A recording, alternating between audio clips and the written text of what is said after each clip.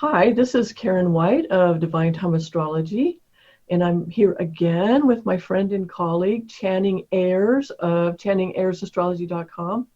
And today we're going to talk about the sign of Pisces. And Pisces is a rather significant sign for both of us. Channing has her rising sign in Pisces, and I have my moon, my Atmakaraka, in Pisces as well. So I'm going to start with the description of Pisces according to Brihat Parashara Hora Sastra. Okay, so Pisces is Meena, which is Sanskrit for fish, and two fish sticking to each other tail with face. Okay,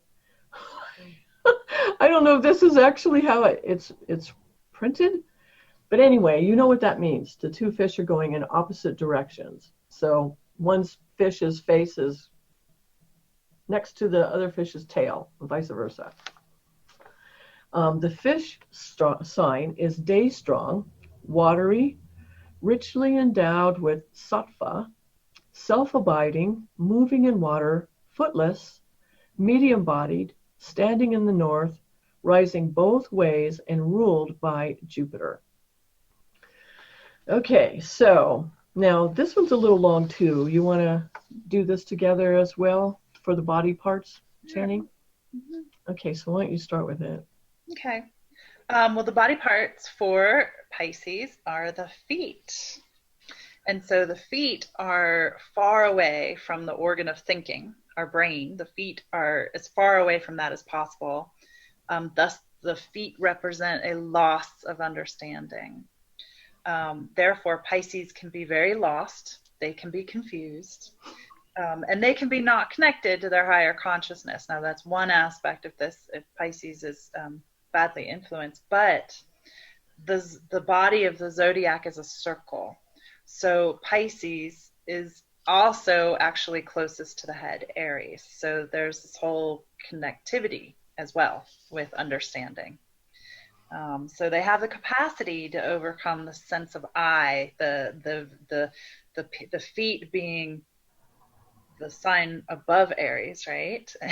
So they can overcome the sense of I and the sense of self that's lost and confused, and instead they can understand things from a really higher perspective of liberated consciousness.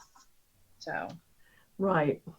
And the feet are that which we stand upon. And as such, the feet represent the understanding that we can really rely or stand upon. Aries and the brain represent the understanding we think we have, but will it hold up? Only Pisces can tell. The understanding of Pisces is the real thing. Thus, we have the idea of landing on one's feet, conveying the idea of making a mistake, but it all turning out okay.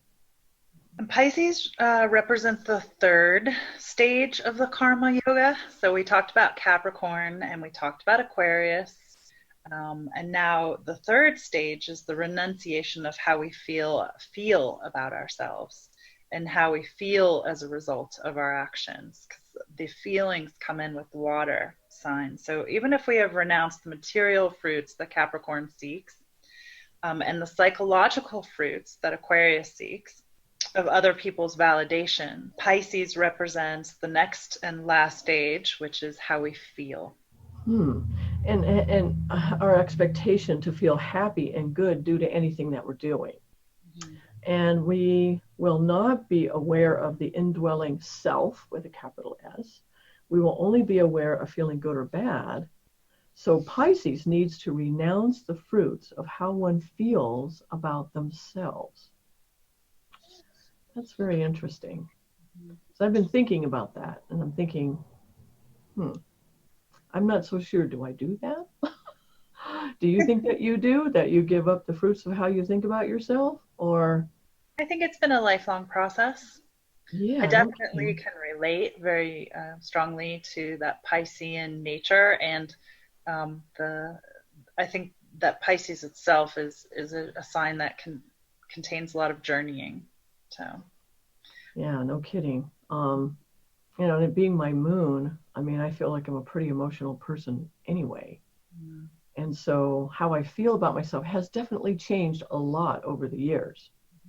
Yeah. And a lot of it has to do with things that I've done or haven't done or refrained from doing. But a lot of it maybe just comes with time too, and spiritual development, having more understanding through the study of astrology. That is certainly one of the ways that you get detachment from yourself.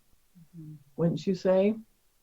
Oh, yes. I think Pisces has the ability to get very deeply into things, the ocean energy and um, the returning back into the oneness of everything. So astrology can definitely be involved in that. Okay, so now Pisces is a dual sign, and they're a blend of movable and fixed traits because they're right in between. Um, just before, just after the fixed sign, which is maintaining the season, then comes the dual sign that starts getting things ready to move into a movable or cardinal sign. So they change, but not radically.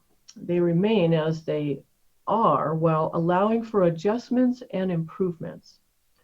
So dual signs are multi-skilled and prompt learning and improvement within the framework of the status quo. And Pisces improves upon a person's individuality by spiritualizing it. All right. Well, the even number signs are female, and Pisces is the even numbered sign, it's the 12th sign. And female signs are receptive, and how they react and what they do is really dependent on how they feel. So female Pisces does good, behaves well, and finds itself in good circumstances when it feels connected and feels loved. Yeah.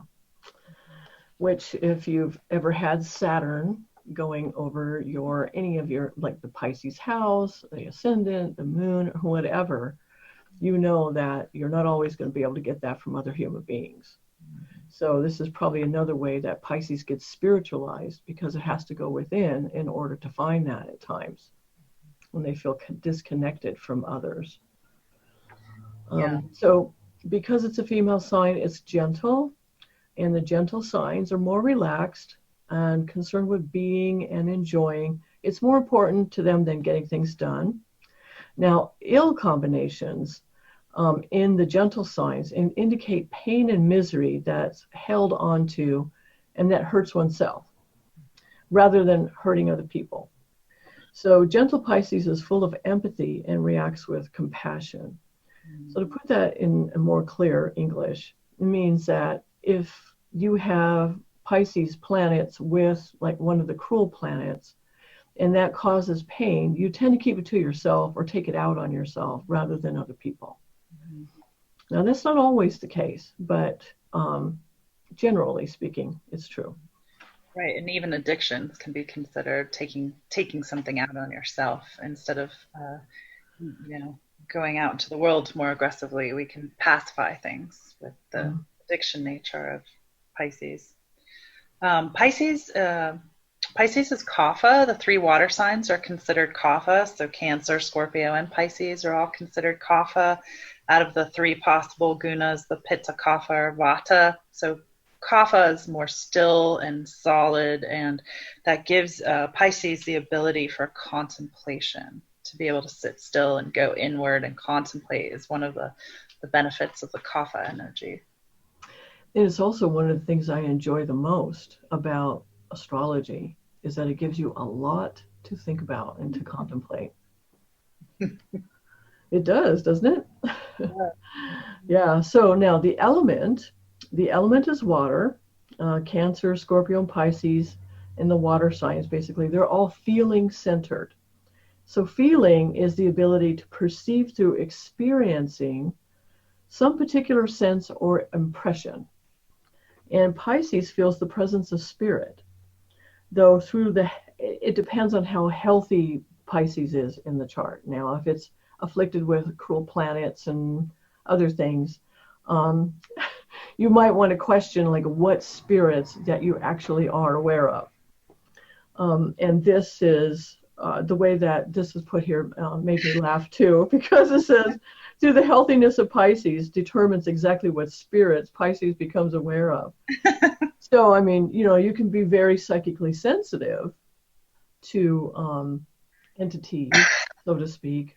If you have Pisces in particular places in the chart, or if it's with other planets that rule particular places in the chart. But generally speaking, Pisces is about being aware of spirit because it's the last sign of the zodiac and it's the more spiritualized sign. Pisces is a sattvic sign. So out of the three different gunas considered sattvic, rajas, or tamas, Cancer, Leo, Sagittarius, and Pisces are always the more sattvic signs. Sattva grants Pisces the desire to realize truth, which motivates spiritual devotion. So that sattvic energy is also what connects Pisces in the very spiritual realm. Yes, okay, so the caste of Pisces is Brahman, and Cancer, Scorpio, and Pisces, they're all the Brahman rasis. But Cancer and Pisces are the sattva signs that naturally aspire towards self-realization, knowledge, and goodness. Now, the 4th, 8th, and 12th houses are the moksha or liberation houses, which correlate to the goal of Brahmins and to the water signs. And so we have Pisces as another day strong sign. So the signs can be either night strong or they can be day strong. So Pisces being day strong means there's more energy during the day and it gets energized by bringing things into concrete realization. And Pisces is full of know-how. You know, that's interesting because it's exactly opposite Virgo. And Virgo is the sign that you most associate with being full of know-how. Mm-hmm. It's interesting that the polarity is the same that way. It's a different kind of knowing.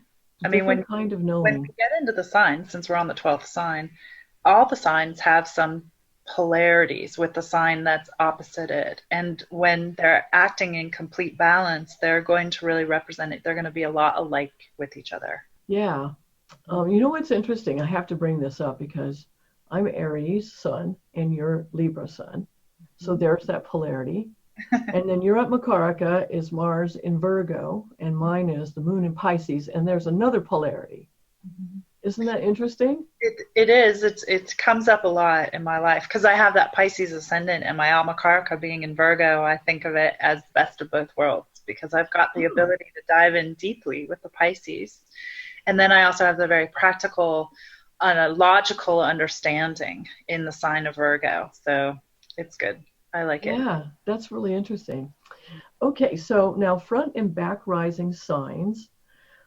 So signs are considered to rise over the eastern horizon with either their fronts first or their backs first.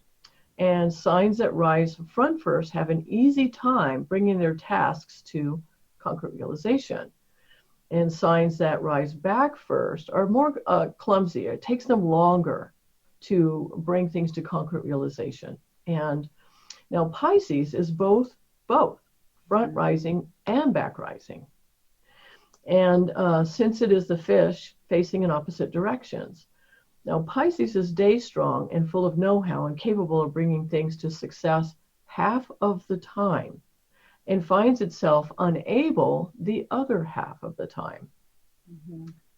So that is so true of Pisces. And Pisces is the last sign of the zodiac. And so it's very representation of completions and conclusions, and that aspect of one fish going in one direction and the other fish going in the other direction has a lot to do with what you were just saying, is that it's half the time you're going towards a goal and the other half of the time you're letting something go. And there's this whole process. That's why I said Pisces is sort of a process sign, because you're working towards the concrete manifestation and then it all just poof. You just need to let it all go. It has this very interesting aspect to it. So Pisces will bring things into realization that are in need of completion, completely, but incapable of bringing things into realization that have karmically completed. So there's a karmic completion aspect to this sign.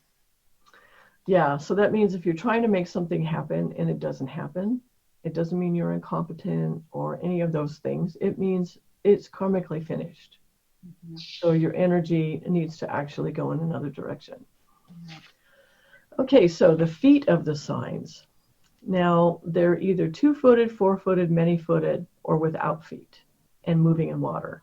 And the footless signs are only able in water, meaning that their strength lies in their ability to surrender and go within.